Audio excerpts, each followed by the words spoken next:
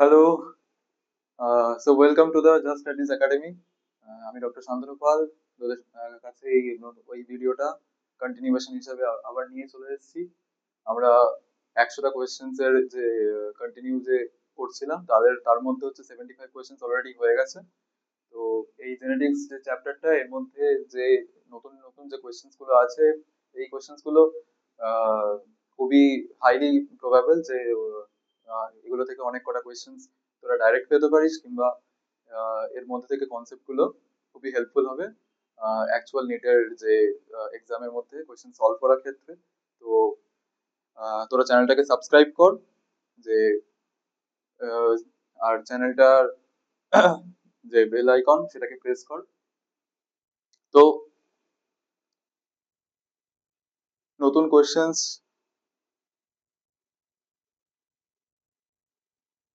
যে প্রথম কোয়েশ্চেনটা আমরা আছে সেটাকে সলভ করার চেষ্টা করব। তোরা কমেন্ট কর। In a pedigree analysis, a particular trait exhibits the following inheritance pattern. The trait is observed only in males. আচ্ছা, ট্রেটটা বলছে only in males, তো ভালো কথা। এটা হতে পারে Y linked. An affected father transmits the trait to all his sons. Only son এ হচ্ছে transmit করছে, তাহলে Y linked এর প্রবাবিলিটি আরো বেশি। তো no female individual is ever affected, তার মানে এটা ডেফিনেটলি Y linked।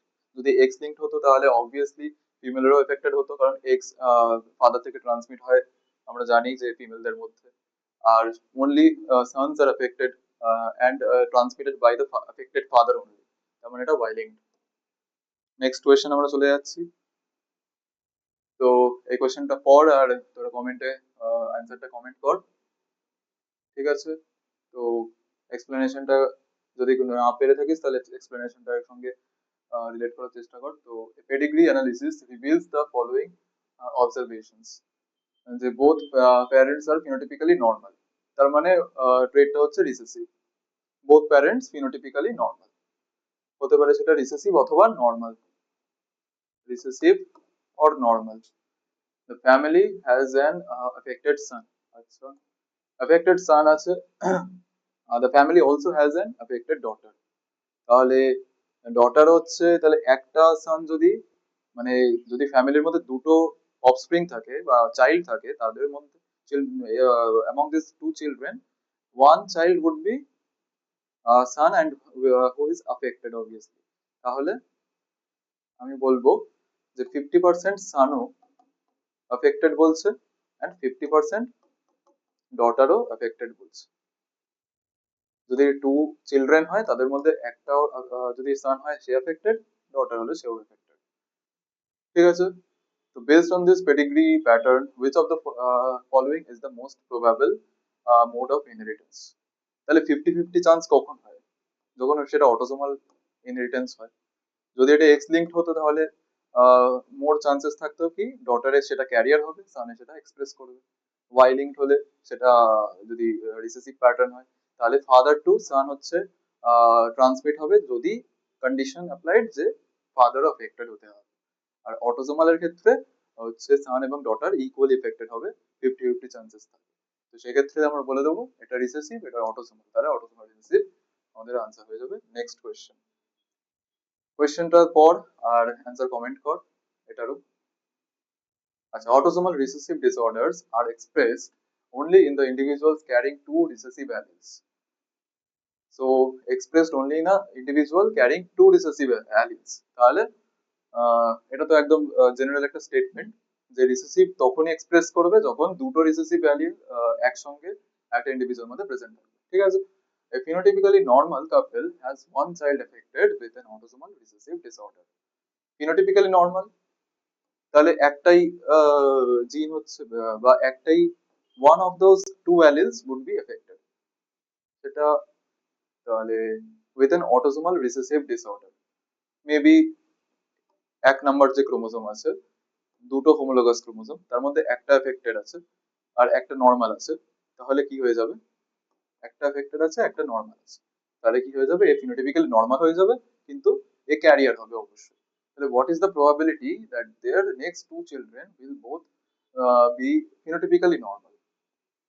তাহলে অটোসোমাল রিসেসিভ ডিসঅর্ডার, ধরে নিলাম এটা হচ্ছে autosomal recessive disorder, only in express করবে ক্যারিং টু রিসেসিভ অ্যালিলস, তখন এটা এক্সপ্রেস করবে। আর phenotypically normal couple has one child affected with an autosomal recessive disorder।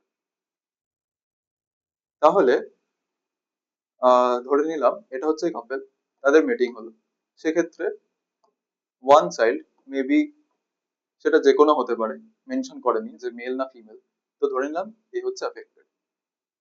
ফিনোটিপিক্যালি normal couple এরা হচ্ছে not affected, phenotypical normal couple বলেছে। তো what is the probability that their next two children will both be phenotypically normal? তাহলে এটা তো আমার 50% child will be affected, 50% child will be normal, তাহলে নিশ্চয়ই এর মধ্যে একটা রিসেসিভ জিনের জন্য সে ক্যারিয়ার হবে, তাহলে সেটা ট্রান্সমিট করবে এখানে, এও নিশ্চয়ই একটা রিসেসিভ ক্যারিয়ার হবে যেটা ট্রান্সমিট করবে এখানে। তাহলে তার নেক্সট যে চাইল্ড হবে, next two children will both be phenotypically normal, তাহলে সেটা হতে পারে হাফ, 50% প্রবাবিলিটি না, হতে পারে এটা ট্রান্সমিট করলো, এফেক্টেড জিনটা ট্রান্সমিট করলো এই প্যারেন্ট, আবার এই প্যারেন্টটা হচ্ছে এফেক্টেড জিনটাই ট্রান্সমিট করলো, বা হতে পারে এই প্যারেন্টটা হচ্ছে নর্মাল জিন ট্রান্সমিট করলো কিন্তু এফেক্টেড জিন ট্রান্সমিট করলো, আবার ভাইসে ভার্সা। তাহলে তাহলে যে ফিনোটিপিক্যালি নর্মালের প্রবাবিলিটি কত হতে পারে? ধরে নিলাম এটা হচ্ছে আমার এফেক্টেডকে আমি এ দিয়ে বললাম আর এন দিয়ে আমি নর্মাল বললাম, তাহলে এফেক্টেড ফ্রম দিস প্যারেন্ট, এটাকে এ ড্যাশ বললাম, এটাকে নর্মাল ড্যাশ বললাম, তাহলে A dash, A normal dash, and N A dash, আর এন এন ড্যাশ। তাহলে out of 4 probability diseased, disease না, ফিনোটিপিক্যালি নর্মাল বলেছে, তাহলে কারা কারা ফিনোটিপিক্যালি নর্মাল? এও নর্মাল, এও নর্মাল, এও নর্মাল, তাহলে 3/4। ঠিক আছে, তোমরা এটা বুঝেছো যে এই প্রবাবিলিটির জন্য next two children will both be phenotypically normal, এটা একটা চিলড্রেনের ক্ষেত্রে বলা হলো যে তিনটে চান্স আছে, তিনটে চাইল্ড হচ্ছে ফিনোটিপিক্যালি নর্মাল হবে আউট অফ 4 চিলড্রেন। আর সিমিলারলি আরেকটা চাইল্ডও আমার আসতে হবে ফিনোটিপিক্যালি নর্মাল, তাহলে সেম প্রবাবিলিটি এরও হবে 3/4। তাহলে দুটো প্রবাবিলিটি আমাকে মাল্টিপ্লাই করতে হবে, বা ওইভাবে আর কি মানে পেডিগ্রি অ্যানালাইসিস করতে হবে অন্য কিছু একটা প্যারামিটার ধরে। তো সহজ উপায় হচ্ছে এই দুটোকে মাল্টিপ্লাই করা, যে 3/4 ইন্টু 3/4 টাইমস হবে দুটো চিলড্রেনই আমার ফিনোটিপিক্যালি নর্মাল হবে, তাহলে 9/60, তাহলে আমার অপশন এ হয়ে যাবে কারেক্ট।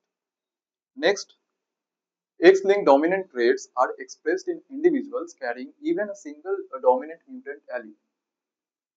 X-linked dominant trait, তাহলে আমার X-linked dominant trait ধরে নিলাম কিছু একটা স্টার, এটা হচ্ছে আমার ডমিনেন্ট ট্রেট, একটা থাকলেই এক্সপ্রেস করে যাবে, carrying even a single dominant mutant allele express করবে। An affected female carrying an X-linked dominant trait marries a phenotypically normal male, তার মানে অবভিয়াসলি এর কোন রকম মিউট্যান্ট অ্যালিল নেই, তাহলে সেটা এক্সপ্রেস করে যেত, নর্মাল এক্স আছে, তাহলে carrying an X link dominant trait, affected female, তাহলে হতে পারে আর বলেছে একটাই আছে অ্যান এক্স লিঙ্ক, ও এক্স লিঙ্ক একটা ডমিনেন্ট ট্রেট আছে কিন্তু নাম্বার বলে দেয়নি, ঠিক আছে। তাহলে what is the probability that their offsprings will be affected? Offsprings affected হবে সেই ক্ষেত্রে যদি সেটা একটা থাকলেই এক্সপ্রেস করছে, আর এখানে একটাই বলে দিয়েছে যে carrying an X linked dominant trait, তো সেই ক্ষেত্রে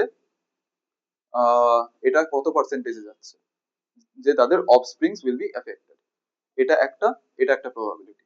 তাহলে এক্স স্টার ড্যাশ এক্স আর এক্স স্টার ওয়াই, এই দুটো চাইল্ড এই দুটো কেস হচ্ছে আমার এফেক্টেড হবে, তাহলে 50% হয়ে গেল যে probability that their offsprings will be affected, তাহলে অপশন নাম্বার বি আমার কারেক্ট হয়ে গেল। নেক্সট হচ্ছে colour blindness is an X linked recessive disorder. X-linked recessive disorder, a colorblind male marries a carrier female. আচ্ছা, carrier female যে phenotypically obviously normal হবে, small C লিখলাম আর capital C লিখলাম, যেটা হচ্ছে আমার নর্মাল ক্যাপিটাল সি, আর small C হচ্ছে আমার এফেক্টেড জিন যেটা আছে। আর বলছে কালার ব্লাইন্ড মেল, তার মানে অবভিয়াসলি এখানে স্মল সি থাকবে, কারণ এফেক্টেড মেল মানে একটাই এক্স ক্রোমোসোম এক্সপ্রেস করে যাবে, আর একটা এক্স ক্রোমোসোম থাকলে তখন এটা হতো না। তো সেই ক্ষেত্রে what will be the probability of the daughter born to this couple will be carrier of the colorblind allele? আচ্ছা, কালার ব্লাইন্ড যে অ্যালিল, এখান থেকে আমার এক্স যে এফেক্টেড আছে, এফেক্টেড কালার ব্লাইন্ড যে অ্যালিলটা আছে সেটাই যাবে এক্সপ্রেস করবে, সেটা যাবে। আর যখন এটা ফিমেলদের ক্ষেত্রে বলেছে, what would be the daughter to be born to this couple will be a carrier of the color blind allele. Career কখন হবে? যখন ক্যাপিটাল সি আর স্মল সি একসঙ্গে থাকে, আর স্মল সি সে কিন্তু হয়ে যাবে আমার এফেক্টেড ফিমেল। তার মানে এটা আমার 50% ডটার থাকলো স্মল সি ক্যাপিটাল সি, তাহলে আউট অফ 2 আমার একটা ডটার হচ্ছে আমি এফেক্টেড পাচ্ছি, তাই তো? that a daughter born to this couple will be carrier of the color blind allele, যে আউট অফ টোটাল ডটার্স আমার ক্যারিয়ার হবে, তাহলে সেটা হবে আমার 50%। যদি এটা বলতো যে daughter born to this couple will be career out of the total children, তাহলে কিন্তু আমার আউট অফ টোটাল চিলড্রেন হচ্ছে 4, তার মধ্যে আমার একজন ডটার এফেক্টেড হচ্ছে, তার মানে 25% হতো। কিন্তু এখানে হচ্ছে out of the total daughters হচ্ছে কত পার্সেন্টেজ ডটার আর এফেক্টেড, সেক্ষেত্রে 50%। Next question, according to the Hardy-Weinberg principle, the frequency of recessive phenotype recessive phenotype এর frequency যদি q, আমার frequency of one allele, তাহলে phenotype in a population is q square। dominant allele এর ক্ষেত্রে p দিয়ে denote করছি p square, এটা homogeneous recessive, আর হেটেরোজিনাসটা হচ্ছে 2p and q, এটা হেটেরোজিনাস। এই কনসেপ্টটা হচ্ছে প্রথম যে 50 কোয়েশ্চেন সলভ করা হয়েছিল তার মধ্যে আমরা ডিসকাস করেছি, যে ডমিনেন্ট অ্যালিলের জন্য যে হোমোজিনাস হয় তারা হচ্ছে ফ্রিকোয়েন্সি কততে আসে p স্কয়ার, রিসেসিভ হোমোজিনাসদের জন্য আসে q স্কয়ার, আর হেটেরোজিনাসদের জন্য আসে 2pq, যেটা অ্যাকচুয়ালি অবভিয়াসলি ম্যাথমেটিক্সের ফর্মুলা অনুযায়ী p প্লাস q যার হোল স্কয়ার।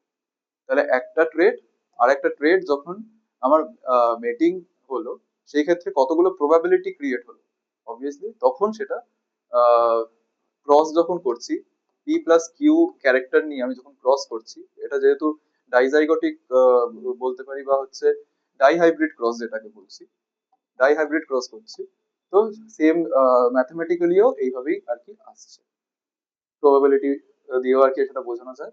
যাই হোক, কত দূরে ওইভাবে আমরা যাচ্ছি না জিনিসটা। where q is the frequency of recessive allele, recessive allele এর frequency আমার q, যেখানে ফিনোটাইপটা আমার আসবে q স্কয়ার, ঠিক আছে? তো in a population the frequency of the recessive phenotype is 16%, তাহলে recessive phenotype বলছে 16%, what is the frequency of the dominant allele p? so recessive allele এর frequency কত, ফিনোটাইপ তো বলছে 16%, তাহলে রিসেসিভ এটা কত হবে √16 রিসেসিভ অ্যালিলের ফ্রিকোয়েন্সি, যেটা হবে 4, আর 16% by 1000 okay, 4/10 which will be 0.4, and তারপরে আমরা বার করব p plus q should be equal to 1, কারণ ফ্রিকোয়েন্সি দুটোকে অ্যাড করলে তো প্রবাবিলিটি কত হয় 1, বা এটা আমার স্যাম্পল সাইজ হয়ে গেল, বা পপুলেশন সাইজ আমার 100% থাকবে, এটা 100% বা 1 বলতে হবে। তাহলে বাকিটা কত, ডমিনেন্ট অ্যালিল কতগুলো থাকবে, কতটা থাকবে 1 minus 0.4 which will be equal to 0.6, তাহলে option number C will be the correct answer.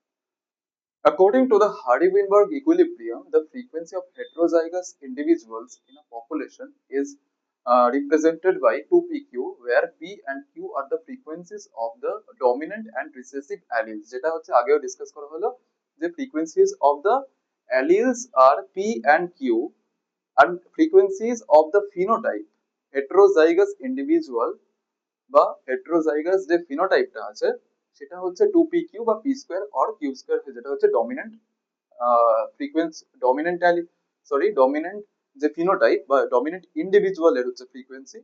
R individual R allele কিন্তু আলাদা। অ্যালিল বলতে জিনকে রিপ্রেজেন্ট, একটা জিনকে রিপ্রেজেন্ট করা হচ্ছে, আর ইন্ডিভিজুয়াল মানে কিন্তু আমার ক্রস করার পরে যে কম্বিনেশনস গুলো আসছে সেটাকে রিপ্রেজেন্ট করা হচ্ছে। ইন্ডিভিজুয়াল বলতে পারে অথবা ফিনোটাইপ বলতে পারে, আর অ্যালিল মানে হচ্ছে আমার কিন্তু একটা সিঙ্গেল ট্রেটের কথা বলা হচ্ছে, যেটা পি অথবা Q. In a population the allele frequencies are this 0.7 and 0.3.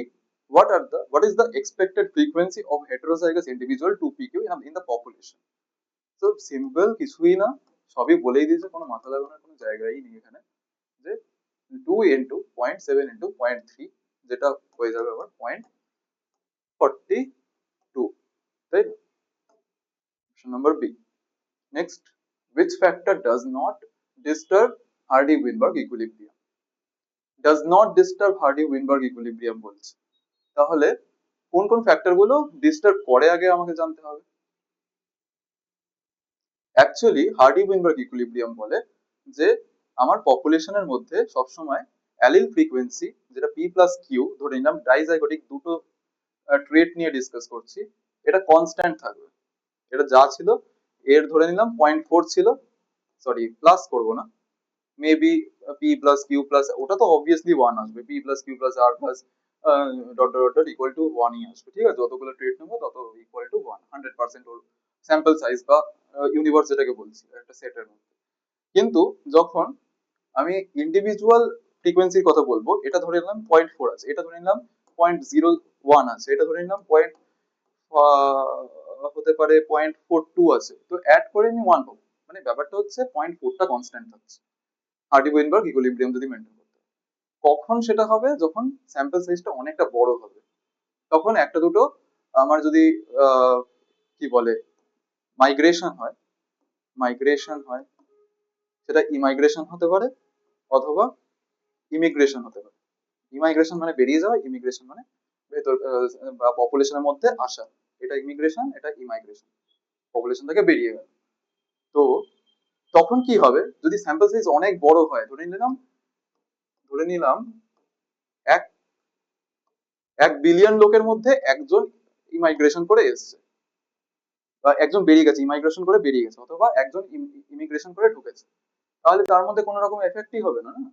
মানে এত বড়র মধ্যে +1 করলে যে যে জিনিসটা পাবো সেটা এর সঙ্গে সিমিলারলি, মানে একদম সিমিলার হবে জিনিসটা।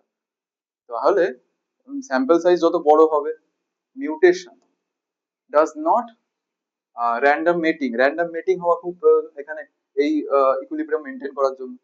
তাহলে মাইগ্রেশন এফেক্ট করে, মাইগ্রেশন যদি স্যাম্পল সাইজ ছোট হয় তাহলে এফেক্ট করবে, কিন্তু স্যাম্পল সাইজ যদি খুব বড় হয় তাহলে মাইগ্রেশন এফেক্ট করবে না, তাহলে ডিস্টার্ব করে। র্যান্ডম মেটিং কিন্তু হার্ডি-ওয়েইনবার্গ কে মেনটেন করছে, এটা হওয়া উচিত। তাহলে র্যান্ডম মেটিং যদি হয় তাহলে p ইকুয়াল টু 0.4 যেটা বলেছিলাম সেটা কনস্ট্যান্ট থাকলো, q ইকুয়াল টু 0.01 এটাও কনস্ট্যান্ট থাকলো, কারণ কোনো সিলেকশন আমি করিনি, তাহলে র্যান্ডম মেটিং যদি হয় তাহলে হার্ডি-ওয়েইনবার্গ ইকুইলিব্রিয়াম মেনটেন থাকছে।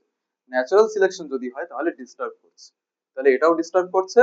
মিউটেশন যদি হয় তাহলে ধরে নিলাম এখানে একটা ট্রেট ছিল, এটা মিউটেট হয়ে গিয়ে অন্য কোনো ট্রেট হয়ে গেল, ধরে নিলাম এস, তাহলে সেটা তো আলাদা জিনিস হয়ে গেল, এর ফ্রিকোয়েন্সি কিন্তু মাইনাস সামথিং একটা ফ্রিকোয়েন্সি বাদ যাবে, তাহলে আমার অল্টার হয়ে গেল জিনিসটা। তাহলে র্যান্ডম মেটিং হচ্ছে হার্ডি-ওয়েইনবার্গ যে ইকুইলিব্রিয়াম সেটাকে মেনটেন করছে, বাকিগুলো অল্টার করছে। Next, a population contains 10,000 individuals. Frequency of recessive phenotype is 9%. Recessive phenotype বলেছে বা recessive individual একই জিনিস। Q square equal to 9, তাহলে Q equal to কত হবে? 3, তাহলে recessive allele টা আমার কত? 3. Number of heterozygous individual expected, তাহলে আমার homozygous allele টা কত হবে? আচ্ছা 9%, তাহলে by 10 করতে হবে। আউট অফ 10 পিপল আমার 9 যদি ফিনোটিপিক্যালি ওটা হয়, তাহলে আমার অ্যালিল ফ্রিকোয়েন্সি দাঁড়াবে হচ্ছে 0.3, কারণ এটা 3/10 আসে, তাই না? 3/10 আসে, তাহলে পি কত হয়ে যাবে অটোমেটিক্যালি 0.7। আর হেটেরোজাইগাস ইন্ডিভিজুয়াল বা ফিনোটাইপ এক্সপেক্টেড কত করব, 2pq, 2 into 0.3 into 0.7, which will be equal to 0.42, অথবা number of heterozygous individual expected যদি এই পপুলেশন কন্টেন্স 10,000 ইন্ডিভিজুয়াল, তাহলে 10,000 এটা হচ্ছে এত, বা 42% বলতে পারি, বা 0.42 ফ্র্যাকশন বলতে পারি, অথবা 10,000 ইন্ডিভিজুয়ালের 42% যত হয় তত বলতে পারি। 42, তাহলে কত হবে 4200, 42% of 10,000 equal to 4,200, যেটা in a large population। এটা হচ্ছে তোরা তো সঙ্গে সঙ্গে মোটামুটি করবি, কমেন্ট কর, আর কোয়েশ্চেনটা সাইমালটেনিয়াসলি আমরাও একটু দেখি যে কি আছে। ইন আ লার্জ পপুলেশন বলে দিচ্ছে, given a large population যেখানে random changes in allele frequencies may occur due to the chance events। ধরে নাম কোনো চান্স ইভেন্ট হয়েছে, ন্যাচারাল কোনো ক্যালামিটি হয়ে গেল, একটা বড় চাঙ্ক অফ পপুলেশন মরে গেল, তাহলে আমার স্যাম্পল সাইজ এইটুকু হয়ে গেল। এর মধ্যে ধরে নিলাম এর মধ্যে কিছু একটা অ্যালিল ফ্রিকোয়েন্সি প্রথমের দিকে ইউনিফর্ম ছিল, কিন্তু এই অঞ্চলের যে সিলেক্টেড আমি কিছু পোর্শন বাদ দিয়ে দিচ্ছি, তাহলে ধরে নিলাম এর মধ্যে পি আছে 12টা, এর মধ্যে পি আছে আমার 21টা, আউট অফ 21টা না, ধরে নিলাম 20টা, ঠিক আছে। এর মধ্যে পি আছে আমার 20টা, এর মধ্যে পি আছে আমার ধরে নিলাম 10টা, টোটালটা কত 30। পি এর নাম্বার বলছি, পি এর নাম্বার হচ্ছে 30, আর স্যাম্পল সাইজ ধরে নিলাম অনেকটা বড় বলেছে 10k, তাহলে frequencies may occur due to chance events. তাহলে একটা বড় চান্স যদি আমি রিমুভ করতে হয়, তাহলে এই নাম্বারটাকে বড় করতে হবে, যেন 20টাকে আমি চেঞ্জ করে ধরে নিলাম 5k আমার ডিলিট করে দিলাম, তাহলে আমার রিমেনিং কত থাকলো, রিমেনিং এখানে থাকবে, তাহলে আউট অফ 5k আমার 10k এর মধ্যে আউট অফ 10k আমার 5k হচ্ছে ইন্ডিভিজুয়াল আছে, আর 5k মরে গেছে, তাহলে এটা আমার 50% হয়ে গেল। কিন্তু আগে কত ছিল, আগে 10k এর মধ্যে আমার ধরে নিলাম 10kই ছিল, তাহলে এটা 100% ছিল, যদি আমি মনোজাইগোটিক ব্যাপারটা ধরি। এবার যদি দুটোকে একসঙ্গে নিয়ে ধরি, তাহলে এখানে কিউ কিছু ছিল যেটা ধরে নিলাম অনেকটা বেশি ছিল, কিন্তু এখানে কম ছিল, যার জন্য এই জায়গাটা আমার সিলেক্টেড ইন্ডিভিজুয়ালকে আমি ডিলিট করে দিচ্ছি, যার জন্য ফ্রিকোয়েন্সি চেঞ্জ হয়ে যাবে। তাহলে a drastic reduction in population size can significantly alter the genetic composition of the surviving individuals. A sudden epidemic randomly eliminates 90% of the population। আচ্ছা, এখানে একটা ভ্যালু বলে দিয়েছে যে 90% of the population এই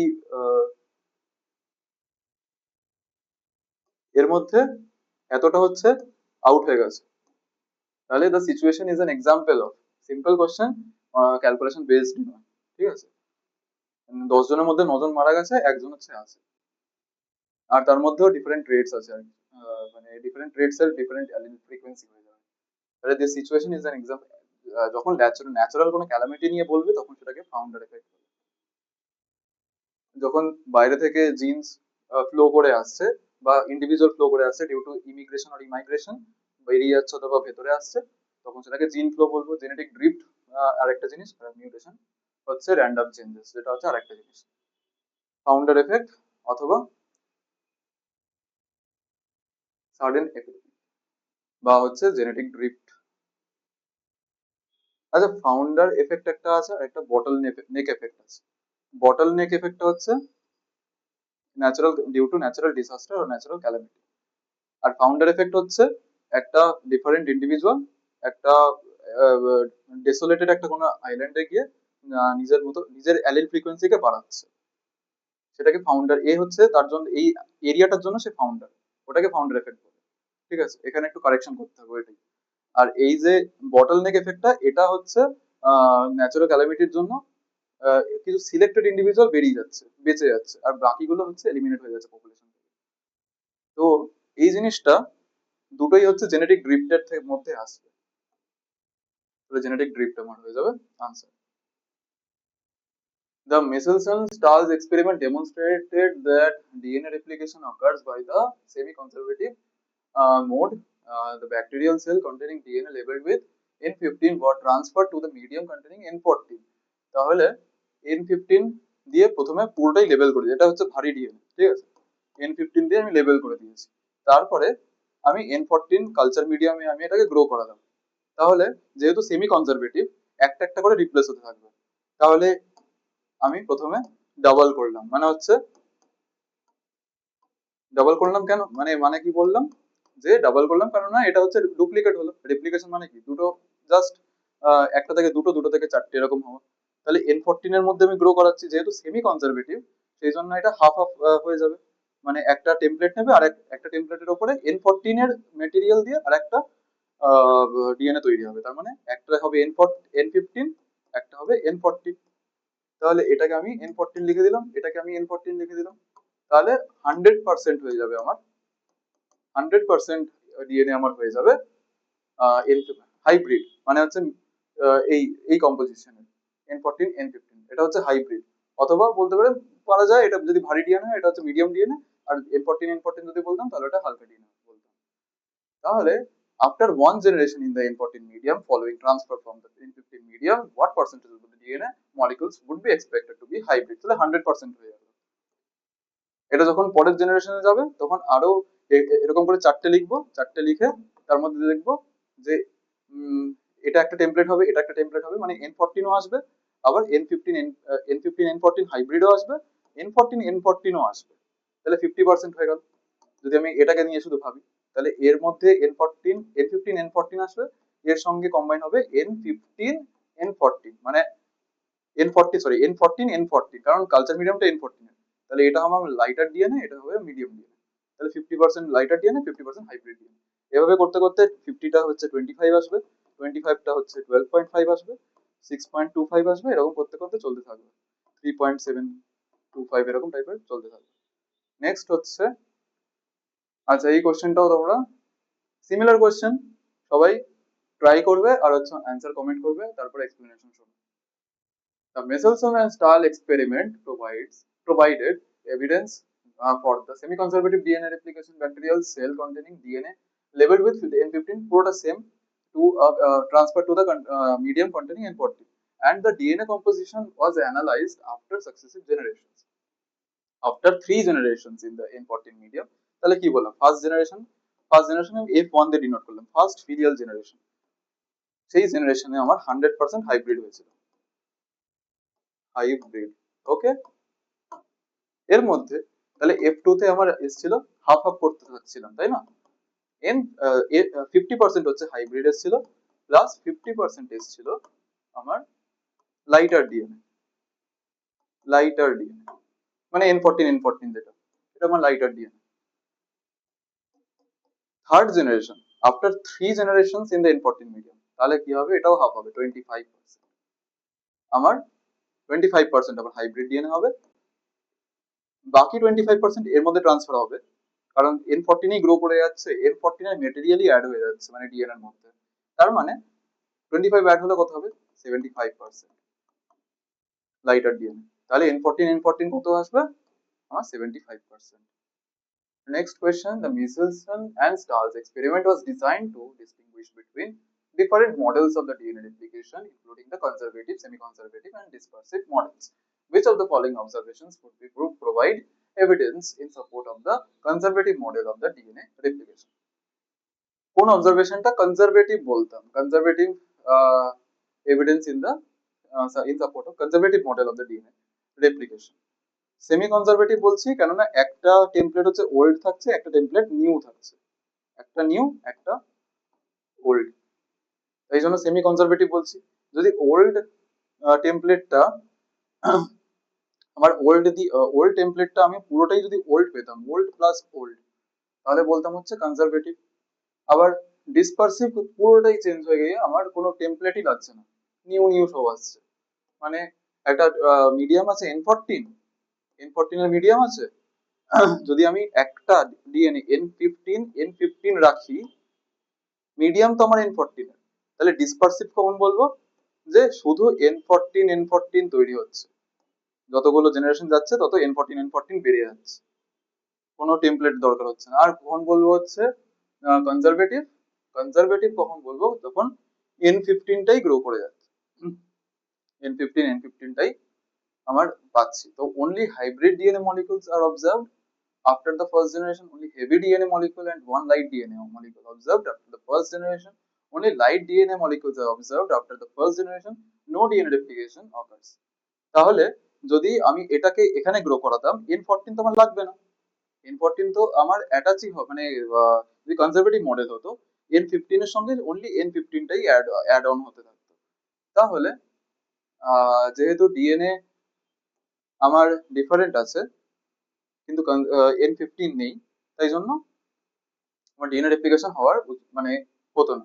hybrid DNA molecule semi conservative, only one DNA molecule and one light DNA molecule are observed, one light DNA molecule. Okay, new এটা হচ্ছে আমার ডিসপারসিভ out of, আচ্ছা only light DNA molecule are observed after the first generation। তাহলে আচ্ছা এইটা তো semi conservative বললাম, only hybrid, one heavy DNA মানে হচ্ছে N15 আর N14 এটা তৈরি হলো, মানে এটা কমপ্লিটলি আমার আলাদা তৈরি হলো, এটাকে তাহলে ডিসপারসিভ বলবো। হ্যাঁ, এটাকে তাহলে ডিসপারসিভ বলবো, এটা ঠিক আছে। ডিসপারসিভ মানে একদম ডিভিয়েট হয়ে গেল না, N15 দিলাম কিন্তু N14 তৈরি হলো, তাহলে এটাকে ডিসপারসিভ বলবো। আর only light DNA molecules are observed after the first generation, only light DNA molecule observed. N15 আমি দিলাম কিন্তু N14 আমি পেলাম, তাহলে এটা পুরোপুরি আউট হয়ে গেল, নাকি নো ডিএনএ রেপ্লিকেশন, এই দুটো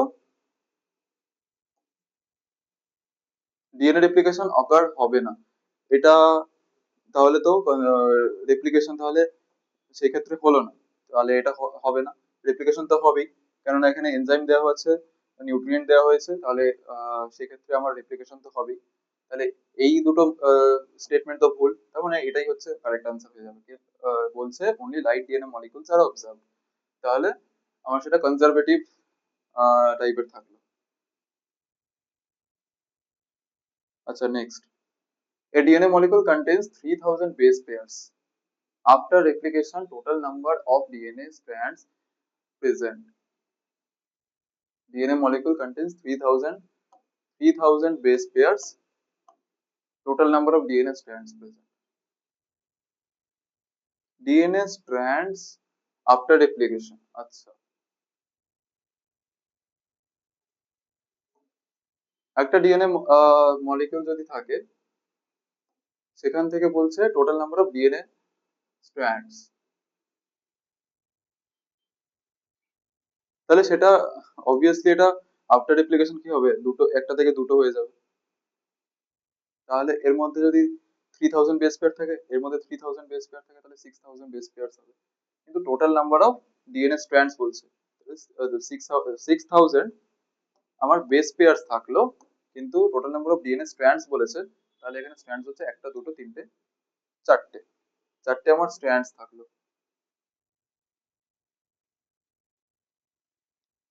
next, which enzyme directly synthesizes DNA in 5' to 3' direction?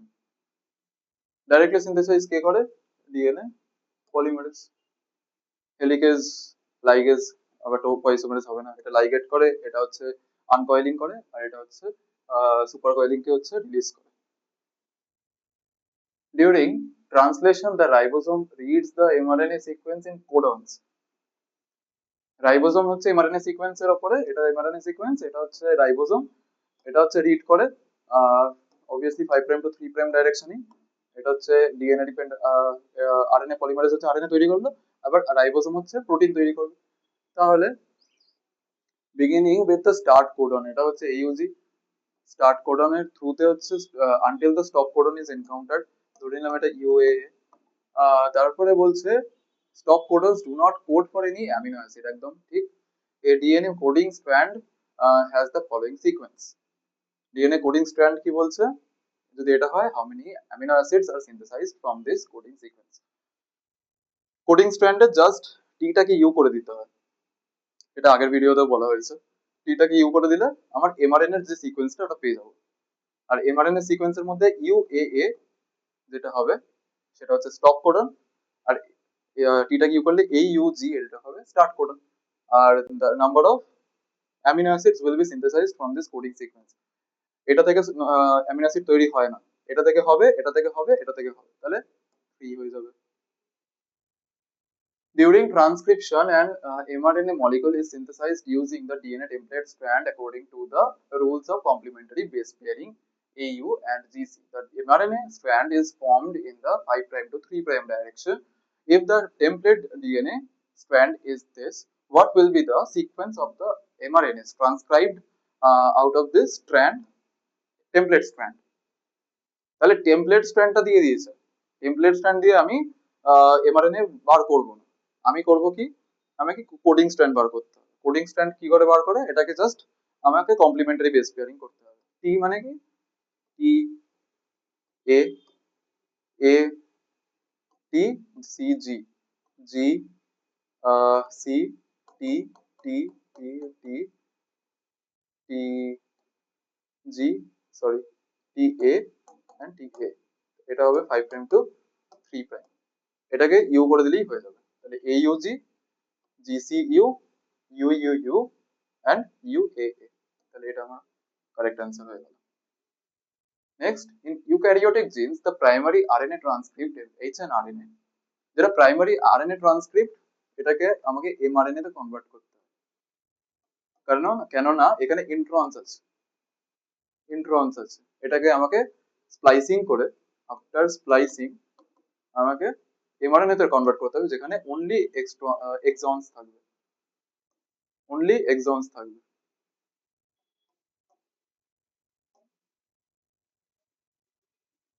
During RNA processing, introns are removed and remaining exons are joined together to form the mature mRNA. A gene contains 5 exons and 4 introns. What happens during the process of RNA splicing? RNA splicing এ কি হবে, introns are removed, ঠিক, both exons introns removed না, তাহলে introns are removed is the correct answer. Next, a mutation changes a stop codon into a sense codon. যদি এটা stop codon ধরে চলে, এখানে একটা স্টপ কোডন আছে, এটা একটা জিন যেখানে স্টপ কোডন এইটা, তাহলে এখানে এসে স্টপ হয়ে যাওয়ার কথা প্রোটিন সিনথেসিসটা, কিন্তু এটাকে আমি সেন্স কোডনে কনভার্ট করে দিলাম, এটা সেন্স করছে, তার মানে কি কন্টিনিউ থাকবে, নেক্সট সাবসিকুয়েন্ট যে স্টপ কোডন ওখানে গিয়ে থামবে, তার মানে এটা বড় হলো লঙ্গার protein. During translation, each amino acid is encoded by a codon which consists of 3 nucleotides. Therefore, আচ্ছা 3 nucleotides এটা কোডনের রুল, যে each amino acids are encoded by codon which consists of 3 nucleotides, and the maximum number of amino acids that can be synthesized from a coding sequence depends on the total number of nucleotides present. A DNA coding region contains 180 nucleotides. Coding region যেটা DNA এর আছে 5' to 3' coding strand যেটা আছে, সেই coding strand বা template strand যাই হোক, coding রিজিয়নের কথা বলছি, যেখানে 180 নিউক্লিওটাইডস আছে। 180 নিউক্লিওটাইডস এর মধ্যে আমাকে বলতে হবে আউট অফ মানে 3 nucleotide pair codes for one amino acid, AA means amino acid, ঠিক আছে, নিউক্লিওটাইড পেয়ার, ঠিক আছে, তাহলে আমার টোটাল কতগুলো নাম্বার অফ কোডন ছিল, আর একটা কোডন মানে একটা অ্যামিনো অ্যাসিড, তাহলে নাম্বার অফ কোডনস এর ইকুয়াল টু হয়ে যাবে 60, আর একটা কোডন মানে আমার একটা অ্যামিনো অ্যাসিড, এর মধ্যে একটা যদি স্টপ কোডন থাকলে আমার প্রোটিন নাম্বার হয়ে যেত 59, আর যদি এখানে কোনো স্টপ কোডন না থাকে তাহলে আমার নাম্বার হয়ে যাবে 60। তো একটু কোশ্চেনটা দেখে নেবে যে কোডনের মধ্যে কোনো স্টপ কোডন আছে কিনা। In the Watson-Crick model of the DNA, the distance between two successive base pairs is 0.34 nanometer. The total number of base pairs in a DNA molecule can be determined from its length. তাহলে obviously যদি আমার এটা total length of the DNA হয়, এই DNA এর number of base pairs আমার জানা, number of base pairs আমার জানা, এগুলো সব ইকুইডিস্টেন্ট হয়, যেগুলোর মধ্যে ডিস্টেন্স হয়ে যাবে 0.34 ন্যানোমিটার। আর নাম্বার অফ বেস পেয়ার্স ধরে নিলাম, এখানে বলে দিয়েছে কিছু একটা n, বলেনি যেহেতু, তাহলে 0.34 into n should be equal to the total molecule length, total length would be is given 2040, তাহলে n equal to obviously 2040 by 0.34, যেটা হয়ে যাবে আমার into 100, 34 দিয়ে হচ্ছে ক্যান্সেল আউট করলে হবে 34, তাহলে 6 হবে, 6 4 the 6 4 the 24, 24 carry 2, 3 4 6 18, 18 plus 2 20, 204 আর একটা 0 আছে, তো 0 into 100, তাহলে 6000 অ্যান্সার হবে। Next, a DNA molecule contains 6000 base pairs, 40% are GC pairs, total hydrogen bonds present, তাহলে টোটাল হাইড্রোজেন বন্ডস বলেছে, তাহলে জিসি জি ট্রিপল বন্ড সিও বার করতে হবে, এ ডাবল বন্ড সিও বার করতে হবে, সরি এ ডাবল বন্ড টি বার করতে হবে, দুটোই বার করতে হবে। 40% of the are the GC pairs, বলছে 6000 বেস পেয়ার্স আমার মলিকিউলের মধ্যে আছে, যার মধ্যে 40%, 40 বাই 100, যেটা আমার আসবে 2.4 কে, মানে হচ্ছে 2400। আর 80 পেয়ার্স কতগুলো আসবে রিমেইনিং, তাহলে 6 minus 2.4 কে, তাই তো, যেটা হয়ে যাবে আমার 3.6 কে। আর টোটাল হাইড্রোজেন বন্ডস প্রেজেন্ট তাহলে কত হবে, এটা আমার জিসি টাইপ, মানে হচ্ছে তিনটে ডাবল ট্রিপল, সরি তিনটে সিঙ্গেল বন্ড রয়েছে, মানে ট্রিপল বন্ড, মানে 3 into 2.4 k plus double bond, মানে দুটো সিঙ্গেল বন্ড রয়েছে, হাইড্রোজেন বন্ডস রয়েছে, তাহলে 2 into, এটা 80 পেয়ার্স এর জন্য, এটা জিসি পেয়ার্স এর জন্য, তাহলে 3.6 কে ইকুয়াল টু, এটা কত আসছে 24 into 3 72, 36 into 2 কত 72, মানে হচ্ছে 144, আর হচ্ছে 1.44 72, আচ্ছা 48 72 72 72 72 1.44 কে, এটা 1.44 কেই হবে। আচ্ছা, এটা একটু কারেকশন করে নেব, আনসার 1.44 কে হবে। Next, in the ABO blood group system, the alleles 1A and 1B are co-dominant, while both are dominant over small I.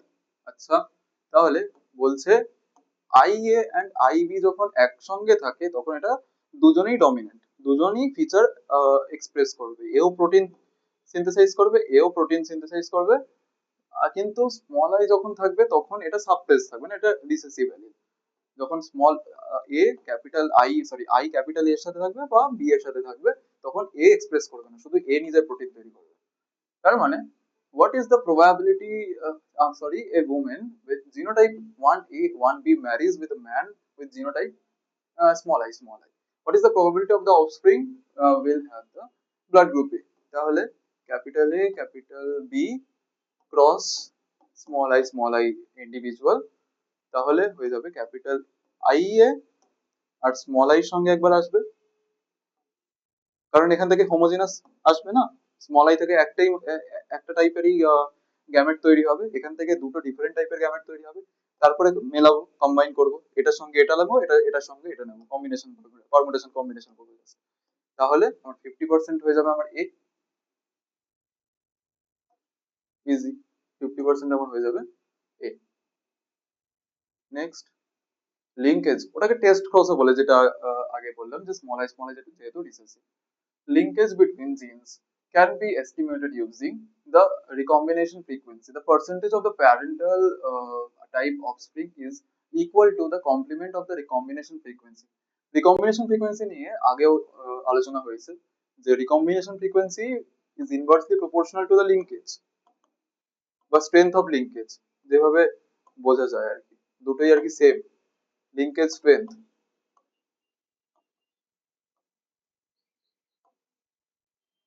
মানে কথার মানে হচ্ছে দুটো জিন যত কাছে থাকবে তার লিঙ্কেজ স্ট্রেংথ তত বেশি, দুটো একসঙ্গে ইনহেরিট হতে চাইবে, ডিস্টেন্স যেটা আছে সেটা সেপারেট আউট হওয়ার চেষ্টা করবে ক্রসিং ওভারের থ্রুতে। ধরে নিলাম এর যে হোমোলোগাস ক্রোমোজোমটা আছে ওটাকে ড্র করেছি, কিন্তু এটা সবসময় চাইবে ক্রসিং ওভার হয়ে যে এখানে আসবো, এটা ক্রসিং ওভার হয়ে একসঙ্গে চাইবে এখানে আসবো, তাহলে কেউ সেপারেট হলোই না, একই সঙ্গে লিঙ্কড হয়ে আর কি, মানে নিজের মধ্যে ট্রান্সফার হচ্ছে। কিন্তু এটা কিন্তু আহ, মানে এটা এর মধ্যে যেতে পারছে, আর এটা এর মধ্যে যেতে পারছে, কিন্তু সেটা কিন্তু আলাদা কম্বিনেশন তৈরি করছে। যদি এটা এখানে যায় তাহলে এই দুটোর সঙ্গে এইটার একটা কম্বিনেশন আসছে, আর যদি এটা এইদিকে যায় এই দুটোর সঙ্গে একটা কম্বিনেশন আসছে। কিন্তু যেহেতু এটা খুব কাছাকাছি, তাই এই দুটোর মধ্যে কোনো রকম ক্রসিং ওভার হবে না। যদি মানে চেঞ্জ হতে চায় তাহলে এইটা ডাইরেক্টলি চেঞ্জ হবে এইটার সঙ্গে, ঠিক আছে, বা একই সঙ্গে ট্রান্সমিট হবে। কথার মানে হচ্ছে এটা। তো genes A and B exhibit আর রিকম্বিনেশন ফ্রিকোয়েন্সি 20%। যদি 20% হয়, what percentage of the offspring is expected to show the parental phenotype? Parental phenotype কখন শো করবে? যখন লিঙ্কেজ থাকবে, তখনই হচ্ছে আগের মতো ফিনোটাইপ শো করবে। আর যখন আগের মতো শো করছে না, নন মানে প্যারেন্টাল ফিনোটাইপ শো করছে না, প্যারেন্ট হচ্ছে খুব লম্বা ছিল কিন্তু অফস্প্রিং হয়ে গেল বেটে, তো সেই ক্ষেত্রে প্যারেন্টাল ফিনোটাইপ আমি শো করছে না, বা বেটে বা মাঝামাঝি কিছু, তো সেক্ষেত্রে আমার ক্রসিং ওভার হয়েছে, নিশ্চয়ই রিকম্বিনেশন হয়েছে। তার মানে কত পার্সেন্টেজ অফস্প্রিং আমার এক্সপেক্ট করছি যে প্যারেন্টাল ফিনোটাইপ। তাহলে সেক্ষেত্রে আমার যদি 100টা পপুলেশন হয়, 100-র মধ্যে যদি 20 জনের আমার রিকম্বিনেশন হয়, ফ্রিকোয়েন্সি মানে তো এটাই, যদি ফ্রিকোয়েন্সি বলি তাহলে 0.2, পার্সেন্টেজ বললে 20%, তাহলে 100 জনের মধ্যে আমি যদি 20 যদি রিকম্বিনেশন করে, তাহলে আমার প্যারেন্টাল টাইপের ফিনোটাইপে কারা কারা আসছে, 80 জন, তাহলে আমার 80% হয়ে গেল। In a double-stranded DNA molecule, adenine pairs with the thymine, while the guanine pairs with the cytosine. According to Shargap's rule, the percentage of A and T are equal. Obviously, এটা purine equal থাকবে, এটা rule. And the percentage of the G and C are equal. Sorry, এটা purine and এটা both are equal. হ্যাঁ, দুটোই purine obviously. তো both are equal, and G and C যেটা হচ্ছে তো হয়ে গেল আমার A double bond T and G triple bond C. I'm sorry, A and G are purine and T and C are pyrimidine. Pyrimidine and purine. তার মানে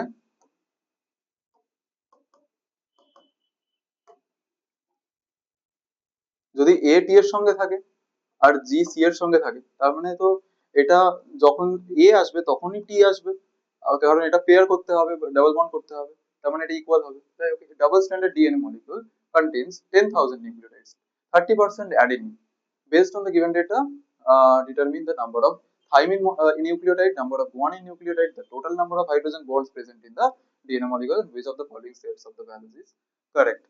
তাহলে thymine নিউক্লিওটাইডের number equal হবে অ্যাডেনিন নিউক্লিওটাইডের নাম্বারের সঙ্গে। ধরে নিলাম সেটা n, সেটা বলে দিয়েছে অ্যাকচুয়ালি 30% অ্যাডেনিন। যদি 30 অ্যাডেনিন হয় তাহলে 30 থাইমিনও হবে। যদি এটা 60 হয় টোটাল, তাহলে জি হয়ে যাবে কত, বাকিটা হচ্ছে 40 হবে, এই দুটো মিলিয়ে, তাহলে এটা 20 হবে আর এটাও 20 হবে। তার মানে 10,000, এটা হচ্ছে পার্সেন্টেজ দিয়ে দিলাম আউট অফ 100, এতগুলো করেছিলাম ওই জন্য পার্সেন্টেজ দিয়ে দিলাম। এবার 10,000 নিউক্লিওটাইড আমার টোটাল আছে, তাহলে থাইমিনের নাম্বার কত হয়ে যাবে, 3000। আর বলছে কি number of guanine nucleotide, guanine কত আছে 20%, তাহলে আমার 2k হয়ে যাবে 2000 guanine. And total number of hydrogen bond present, total number of hydrogen bond আমার 30% ডাবল বন্ড আছে, 20% ট্রিপল বন্ড আছে, তাহলে 30% যদি ডাবল বন্ড থাকে তাহলে 3k number of double bond আছে ওই জন্য 2 লিখলাম, প্লাস 2k টাইমস অফ 3 কারণ ট্রিপল বন্ড আছে, which will be equal to 6k and 6k 12,000। তাহলে টোটাল হচ্ছে আমার 12,000 বন্ডস থাকছে। তো সেই ক্ষেত্রে আচ্ছা এখানে অপশন তাহলে ভুল আছে, এখানে 13,000 দুটো দিয়ে দিচ্ছে এখানে, আচ্ছা 1000 আর 1000 2000 এটাও আলাদা করেছে। যাই হোক 3000 আর 2000 তো এখানে দেখতে পাচ্ছি, এখানে দেখতে পাচ্ছি, এটাও ঠিক। এই দুটো হবে না, 1000 দিয়েছে। 13,000 না 14,000? 13,000 14,000 এর মধ্যে এখানে একবার ক্রস ভেরিফাই করে নিচ্ছি যে 30% অ্যাডেনিন যদি থাকে, আমার 20% গুয়ানিন থাকছে, আর 30% ডাবল বন্ড থাকছে, 20% ট্রিপল বন্ড থাকছে। তার মানে আমার 2 times of 3K বা 3,000 and 3 times of 2,000, সেটাই করেছি। 2,000 হচ্ছে আমার তিনটে বন্ড আছে, তো এই জন্য 3 3 2 6, 6 6 + 6 12 অপশন হচ্ছে এটা, তোমরা 2 করে দাও, তাহলে এটা হচ্ছে আমার correct answer, option number A. তো আমরা টোটাল 100 কোয়েশ্চেন ডিসকাস করে ফেলেছি। তো কোয়েশ্চেন গুলো খুবই ইম্পর্টেন্ট, প্রত্যেকটা কোয়েশ্চেন্সই মধ্যে ভালো ভালো অনেক রকম কনসেপ্ট হচ্ছে লুকিয়ে আছে। তো সেগুলো তোমরা আইডেন্টিফাই করো, ভালো করে কোয়েশ্চেন প্র্যাকটিস করো। আর এই এখান থেকে যদি কোনো ভালো ইনফরমেশন বা ভালো প্র্যাকটিস তোমরা পেয়ে থাকো, তাহলে অবশ্যই তোমরা চ্যানেলটাকে সাবস্ক্রাইব করো, চ্যানেলটাকে আরো বেশি গ্রো করাও, যাতে বাকিরাও এই বেনিফিটটা হচ্ছে আহ এই চ্যানেল থেকে নিতে পারে। আর তারপরে হচ্ছে বেল আইকন তোমরা প্রেস করে দাও, যাতে তোমরা সমস্ত লেটেস্ট সমস্ত আপডেট আর্লিয়েস্ট পেয়ে যাবে। ঠিক আছে, ততক্ষণ পর্যন্ত আমরা নতুন কোনো ভিডিও নিয়ে আবার চলে আসবো। ততক্ষণ পর্যন্ত স্টে ব্লেসড, স্টে